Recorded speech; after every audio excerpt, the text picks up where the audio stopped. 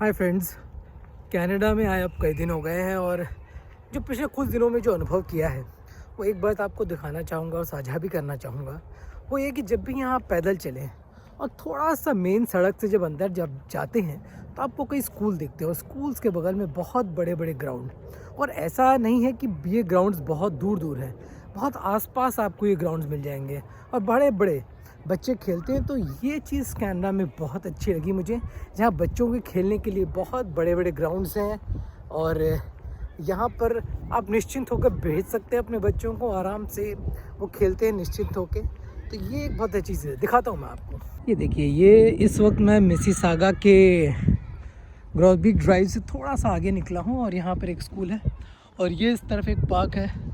ये फुटबॉल का पार्क लग रहा है, उसके पीछे रग्बी खेल सकते हैं और आगे फिर एक स्कूल है और मेरे सामने में एक हाउसिंग कॉलोनी है, यहाँ कॉलोनी कह सकते हैं, जैसे ड्राइव कह लीजिए।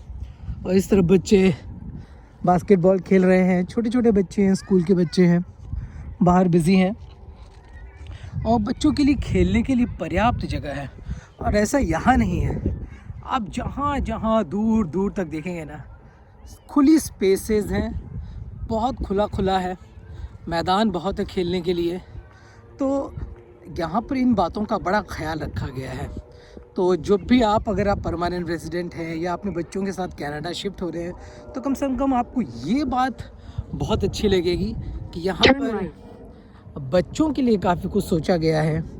बच्चे नहीं, बड़े भी खेल सकते हैं यहाँ पर, ऐसा कुछ लिखा नहीं है कि सिर्फ बच्चे ही खेलेंगे। लेकिन इन चीज़ों को लेकर आप एकदम निश्चिंत रहिए, चिंता करने की ज़रूरत नहीं है, बहुत ही अच्छा माहौल है। और कल जब मैं अरायना को पार्क में लेकर गया तो वो तो वहाँ से हटने का नाम ही नहीं ले रही थी।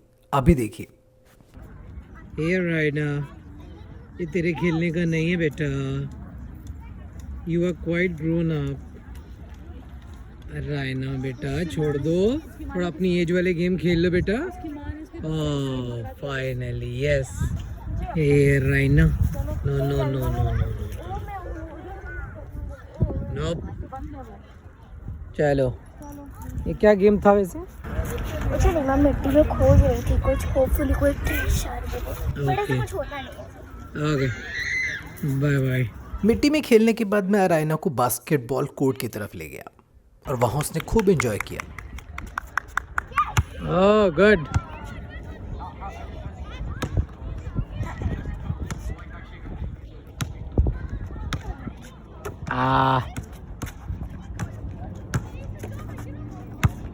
Nope. Once more. Nope, not happening. Yes. Okay, well done. अरायना को कनाडा में इस तरह से एंजॉय करते हुए देखकर मन को काफ़ी संतोष हुआ। बहुत तेज़ हवा चल रही है, ठंड हवा की, टेम्परेचर तो 10 या 11 डिग्री के करीब है, लेकिन हवा बहुत तेज़ है तो इसलिए ठंड लग रही है।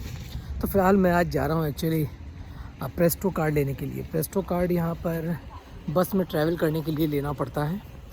बस में वो जो मंथली पास होता है, दिल्ली में या हर शहर में होता है जनरली आजकल, जो बस के पास होते हैं पूरे महीने का, तो वो ले लीजिए। वो लेने पर बड़ा किफ़ायती पड़ता है। अब कितने चार्जेस लगते हैं वो मैं एक बार दुकान पे जाने के बाद ही बता पाऊँगा। Let's go.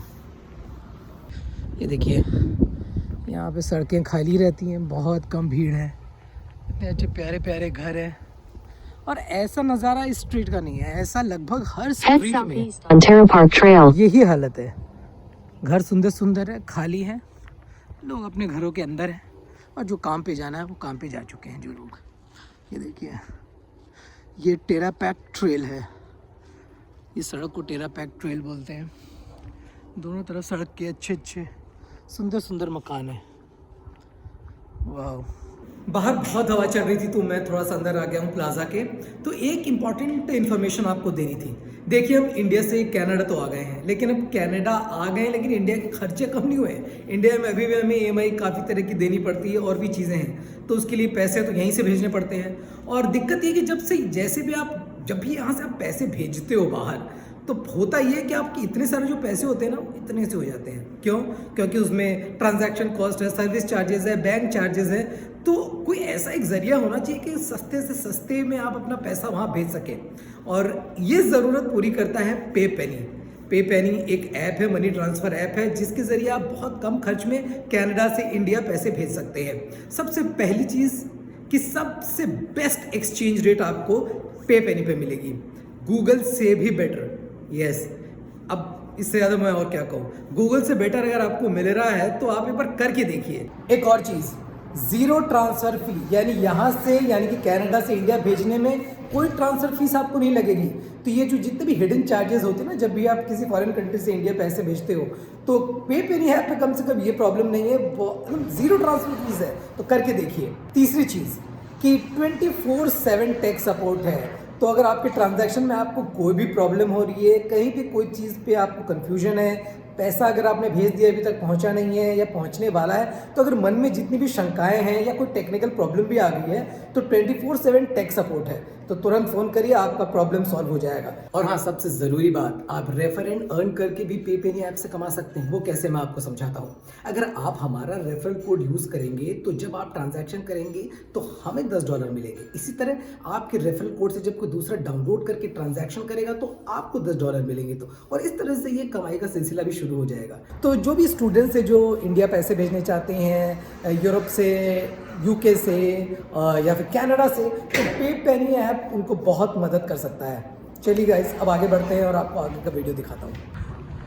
ये है सॉबीज़ फार्मेसी, यानी दवाई की दुकान। उधर बीएमओ का एटीएम है, सॉबीज़ है। ये छोटा सा कन्वीनियंस प्लाज़ा है, और यहाँ पर इस तरह के कन्वीनियंस प्लाज़ा हर थोड़ी 1-2 किलोमीटर पर दिख जाते हैं। बहुत बड़े वॉलमार्ट या बहुत बड़े जो शॉपिंग सेंटर होते हैं, बड़ी ग्रोसरी स्टोर होते हैं, वैसे नहीं होते हैं, छोटे होते हैं। Sheridan computers, Britney Glenn hearing centre, जैसे अपने यहाँ भी हर छोटे मोहल्लों में दुकानें होती हैं इंडिया में, बिल्कुल वैसे ही होते हैं यहाँ भी। अरे देखिए, यहाँ बिग बाज़ार भी है। चलिए, बिग बाज़ार इंडिया में तो शायद अब बंद हो गए हैं, लेकिन आपको यहाँ दिख गया है। एनीवे, तो मुझे ख़रीदना है प्रेस्टो कार्ड, जो आगे शॉपर्स ड्रग मार्ट में मिलता है, तो मैं वहाँ जाऊँगा। कारीगर, देखिए इंडिया तो यहाँ पर काफ़ी दिख जाएंगे आपको, इंडिया की दुकानें, इंडियंस, और जो चीज़ें इंडिया में मिलती हैं वहाँ हर तरह की मिलेगी। हेंडा बार्बर शॉप।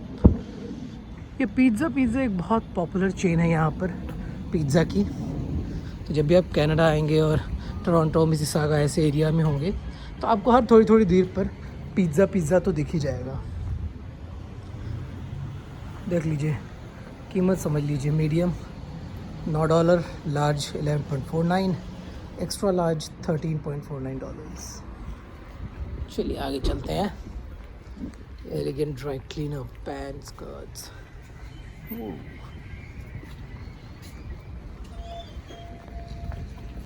ये देखिए, एक मेडिकल सेंटर है, medical centre family doctors walk in clinic.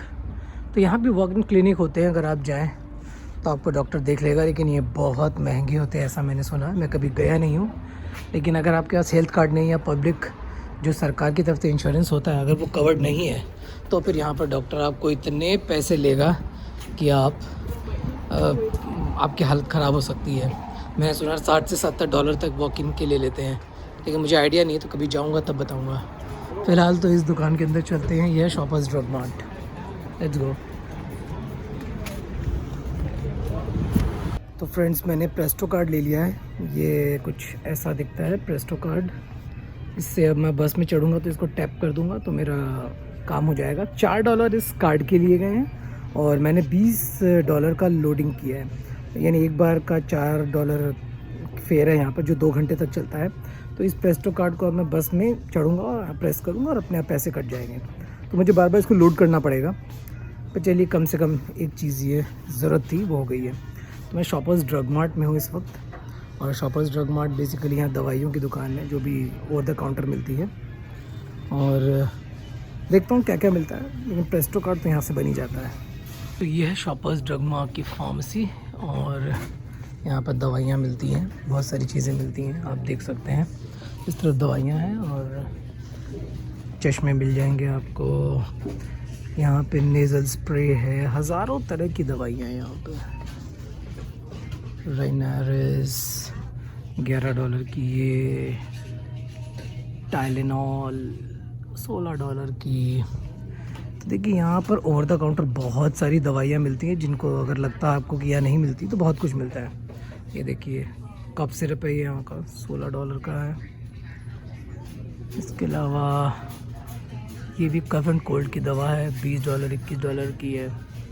थोड़ी महंगी तो है, लेकिन ये है कि चीज़ें मिलती ज़रूर हैं। अब मुझे ये आइडिया नहीं है कि ये इंश्योरेंस में कवर होता है या नहीं होता है। चलिए ये तो कार्ड सेक्शन आ गया है, लेकिन और भी चीज़ें हैं यहाँ पर। ये रही मेकअप का सामान भर भर के हैं। इस तरफ तो ना जाया जाए तो ही बेहतर है, बहुत महंगा होता है सब कुछ। तो चलिए अब मैं शॉपर्स ड्रग मार्ट के बाहर से तो निकल आया हूँ। अब मुझे जाना है CIBC के ATM और थोड़े पैसे जमा कराने। काफ़ी कैश मेरे पास था। यहाँ कैश रखना वैसे अच्छी बात नहीं, हर चीज़ में कार्ड यूज़ होता है, तो कार्ड ही यूज़ करना चाहिए। तो चूँकि मैं इंडिया से आया था तो मेरे पास थोड़े कैश थे, मैं उस कैश का इस्तेमाल अब तक कर रहा था। लेकिन अब कैश का इस्तेमाल करने की ज़रूरत नहीं, तो थोड़े पैसे डाल देता हूँ। चलना बहुत पड़ता है। अब यहाँ से CIBC का ATM है, ATM में जाके पैसे जमा कर दूँगा और फिर कार्ड से करेंगे अपना जीवन। यहाँ कैशलेस इकॉनमी है, तो यहाँ ज़्यादा कैश लेके चलने की ज़रूरत नहीं, कहीं भी यूज़ नहीं होता है। अगर है तो आप यूज़ कर सकते हैं, ऐसी कोई दिक्कत नहीं है, लेकिन better to be safe, cash carry करना ही क्यों है। So let's go. इस तरफ से गाड़ियाँ रुक गई हैं। चलिए साइन हो गया पैदल चलने का, अब हम जाएंगे उस तरफ। तो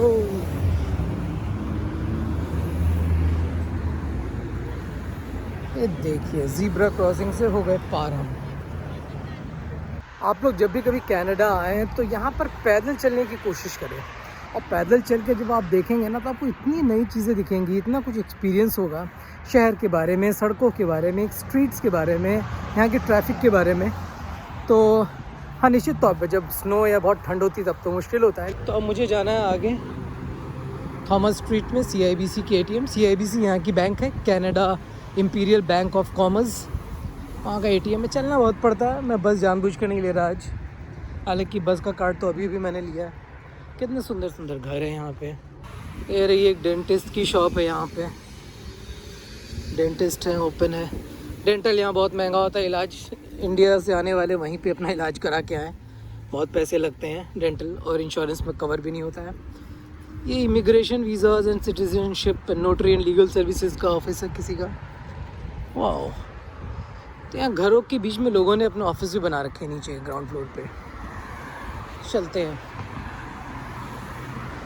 ये रहा एक और खूबसूरत घर, और इन सभी घरों की कीमत अब $1 मिलियन से कम नहीं है। कनाडा बहुत एक्सपेंसिव है, ख़ास तौर पर अभी तो बहुत ज़्यादा।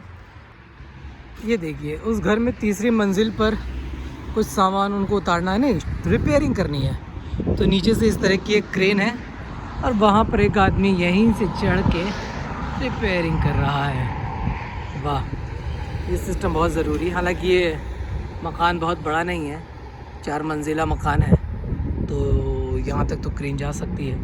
हो सकता है इससे ऊंची भी जाती है, मुझे आइडिया नहीं है, लेकिन ये सिस्टम यहाँ आप देख सकते हैं कितना बढ़िया सिस्टम है। चलिए हम आगे बढ़ते हैं अपने गंतव्य की तरफ।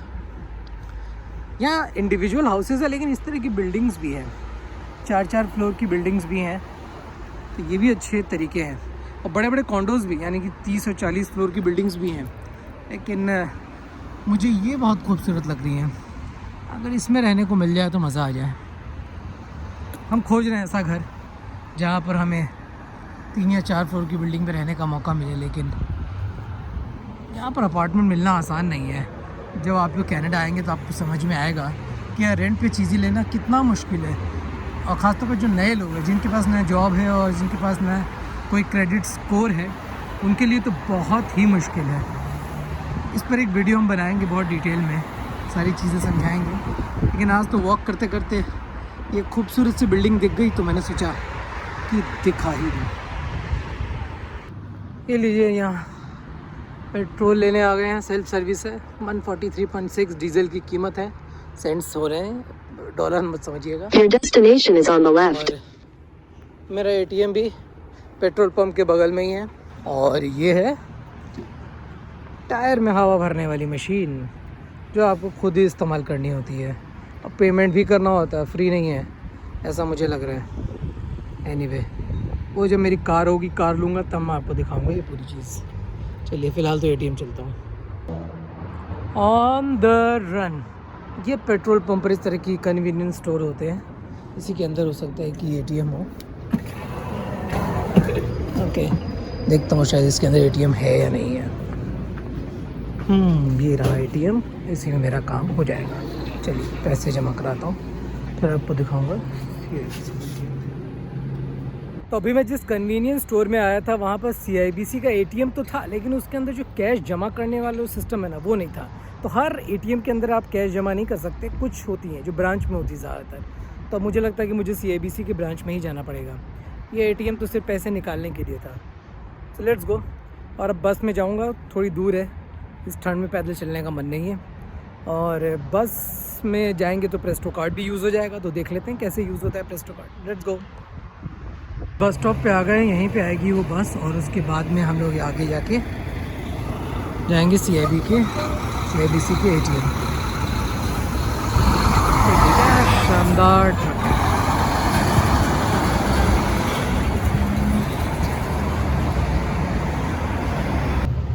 बहुत देर से बस का वेट कर रहा हूँ, करीब 10 मिनट हो गए, बस आ ही नहीं रही है। इस रूट पर बस काफ़ी कम है। मुझे 49 नंबर की बस पकड़नी है और ग्लेन एरिन ड्राइव जाना है, जहाँ पर CIBC की ब्रांच है। तो 4:44 पे बस आएगी, और अभी बजे हैं 4:40। सभी भी है, 5 मिनट का वेट तो है ही है कम से कम। बड़ा तन्हा और अकेला महसूस हो रहा है इस बस स्टॉप पे। बहुत इंतज़ार के बाद आखिरकार 49 नंबर की बस आ ही गई है। मुझे जाना है ग्लेन एरिन बुलेवार्ड। चढ़ते हैं बस में।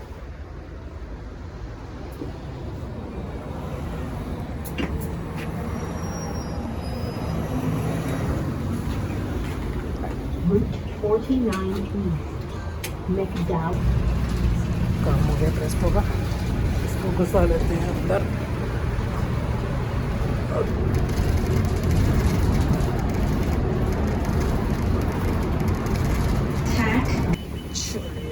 अब हो गया है वक्त करने का। अब मुझे जाना है CIBC के ब्रांच में। ये ग्लेन एरिन ड्राइव है, यहाँ की बहुत मशहूर जगह है मिसिसागा की।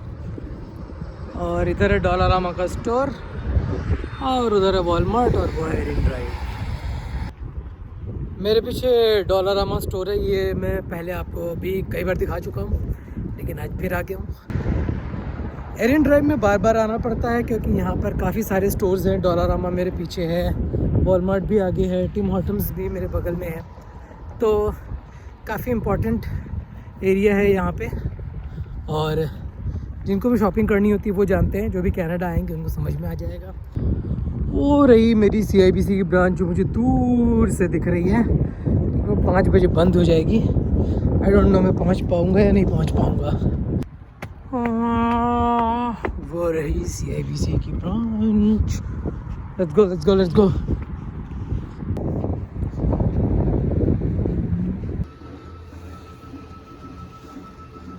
कंटिन्यू करना है, और यहाँ पर सारे कैश रख दे रहे हैं। अब देखिए जितने भी नोट है वो एक एक करके नोट गिनेगा, और वो सारे स्क्रीन पर आएंगे। ये देखिए डॉलर का साइन है, 1 2 3 4 5 6 7 8 9 10 11 12 13 14।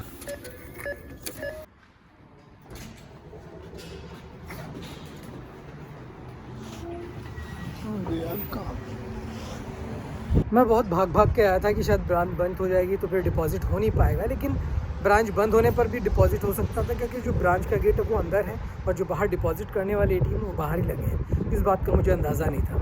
तो चलिए काम हो गया, अब आगे बढ़ते हैं। अब चलते हैं घर की तरफ। नहीं शॉपिंग भी करनी, वॉलमार्ट जाना है। Let's go. वॉलमार्ट बगल में ही है, इस तरफ है, चलते हैं। यह है एरिन मिल्स टाउन सेंटर, और इसी के अंदर में काफ़ी बड़ा शॉपिंग कॉम्प्लेक्स है।